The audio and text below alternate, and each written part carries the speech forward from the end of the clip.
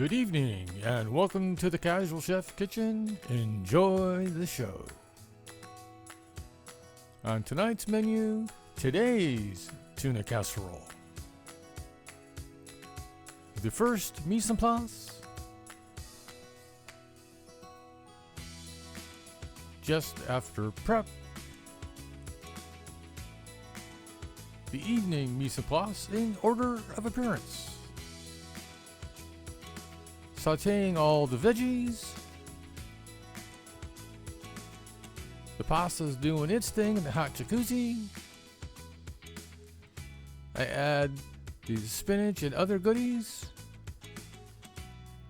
Building the sauce. Everything in the bowl except for the sauce. And the sauce is added. And here it is, ready to go in the hot box.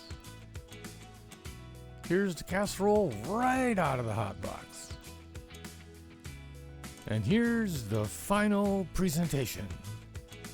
Thank you for joining me here at the Casual Chef's Kitchen.